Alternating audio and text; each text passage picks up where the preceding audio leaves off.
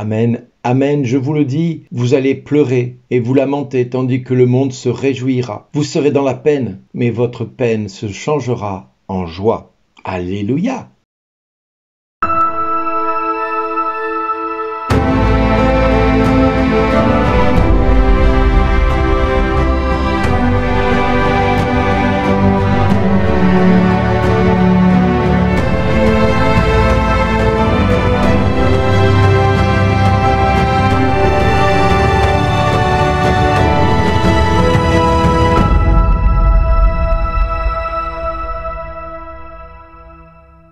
Aujourd'hui, le message vous est adressé par Bernard Dille. Bonjour les amis, nous allons être peut-être tristes de savoir que notre Seigneur nous a quittés. Nous allons peut-être être tristes de vivre ce que nous vivons au quotidien. Et nous sommes peut-être tristes de ce que nous endurons depuis des années dans notre cœur, dans notre vie. Nous pouvons être très tristes si notre peine aujourd'hui est grande dans beaucoup de nos cœurs, dans nos vies et de ceux qui sont à l'écoute de ces 7 minutes. Ne gardez pas cette tristesse dans votre cœur, car aujourd'hui nous commençons les 10 jours revivant le Cénacle. Nous voyons la mère de Jésus, mère du bon conseil, mère du bon maître, converser avec les apôtres. Cette conversation cordiale et riche qu'elle entretient avec eux, ils se rappellent toutes les joies partagées avec le maître, ils se racontent tous ces événements qu'ils ont vécus, les journées pascales de l'ascension et les promesses de Jésus. Les souffrances des jours et les passions sont devenues des joies. En effet, désormais, ils savent que Jésus est ressuscité. Quelle chaleureuse ambiance peuvent-ils vivre à ce moment dans ce cénacle? Mais ce qui les attend, ils l'ignorent encore à cette heure-ci. Ils savent simplement ce que Jésus leur a dit, que l'Esprit Saint va venir les couvrir et que eux, avec Marie, ils sont là et ils doivent attendre la venue de l'Esprit Saint. Alors 1 jour s'écoule, 2 jours s'écoulent, 3 jours s'écoulent, 4 jours s'écoulent, 5, 6, 7, 8, 9 et au 10e jour, l'Esprit Saint descend sur cette église naissante avec les apôtres réunis et Marie à leur côté. Tous les dons du Saint-Esprit vont descendre en une seule fraction de seconde. Un grand tonnerre va éclater. Des langues de feu vont descendre sur eux et ils vont être revêtus d'une puissance que nul homme n'a pu expérimenté à ce jour. Les apôtres vont être revêtus d'une telle force que nous pouvons être, nous, aujourd'hui, envieux, peut-être de ne pas le vivre comme eux l'ont vécu, qui avaient peur des Juifs et des Romains, vont se mettre à parler de Dieu sans crainte ni peur. Ils vont être comme un bateau gonflé du vent dans ses voiles et partir sur les mers, affronter les mers et les vagues, les tempêtes et continuer à avancer avec le vent qui souffle dedans sans crainte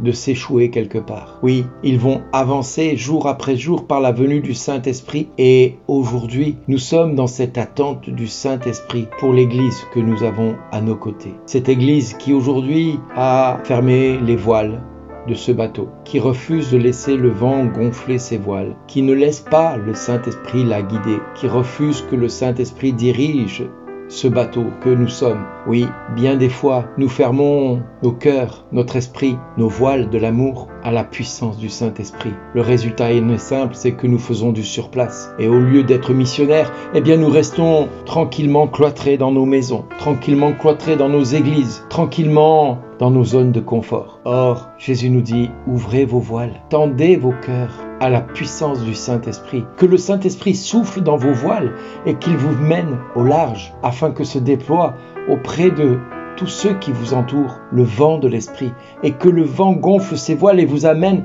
là où vous n'aviez pas pensé aller. Oui, c'est vrai que le vent souffle. Et on a beau avoir un petit gouvernail pour essayer de diriger notre vie, il est inefficace. Quand le vent emporte ce bateau, eh bien Dieu va changer ses larmes en joie. Parce que nous allons voir tout doucement se pointer à l'horizon une terre nouvelle, une horizon nouvelle. C'est cette joie parfaite à laquelle nous sommes appelés à rentrer. Cette joie qui fait de nous des témoins fidèles, des témoins capables de dire les aventures que nous allons vivre. En effet, le vent souffle et notre bateau nous dirige là où l'Esprit de Dieu veut que nous allions. Laissons-nous guider par la puissance de son Saint-Esprit. Jésus attend de nous que nous soyons cette semence qui vole au gré du vent jusqu'à l'autre plante pour pouvoir ensemencer les nouveaux plants qui vont porter du fruit. Oui, cette semence doit être portée par le vent de l'Esprit, là où l'Esprit de Dieu veut nous conduire. Si nous voulons porter du fruit, nous devons nous laisser porter par le vent de l'Esprit. Et ces 10 jours qui nous précèdent à la Pentecôte, nous doivent nous appeler à grandir dans cette démarche-là. Alors, pendant ces quelques jours qui précèdent la Pentecôte, il s'agit d'un rajeunissement général qui nous est proposé, d'exulter de joie, d'entrer dans une forme de félicité, sûre et perpétuelle, voire éternelle. Tous, nous sommes appelés à porter, au travers de notre oraison personnelle, un chemin de sainteté, un chemin d'espérance, pour entrer dans cette joie surnaturelle qui va transcender notre souffrance et nos larmes en joie. Oui, cette joie surnaturelle va transformer notre désespoir en espoir, nos larmes en joie. Nous le savons, Dieu fait tout concourir au bien de ceux qui l'aiment. Oui, nous le savons, Dieu fait concourir à notre salut, le vent de l'Esprit, pour nous amener là où nous ne pensions pas aller. Alors, avec la naissance du Seigneur, les anges chantent remplis de joie, sachant que ce petit être qui vient de naître va réjouir le cœur des hommes, mais il va nous apporter la puissance qui l'habite, le Saint-Esprit. La puissance qui habite le Père, le Saint-Esprit. N'importe quelle raison peut effacer la joie de l'homme, n'importe quelle difficulté peut l'écraser. Mais cette joie que le Seigneur nous donne, elle, nous fait profiter de l'espoir de la rencontrer à nouveau, et même dans les moments les plus obscurs, cette joie, rien ne peut nous la ravir, pas même le diable. Alors entrons dans cette joie. Le Christ a tout assumé par amour pour chacun de nous.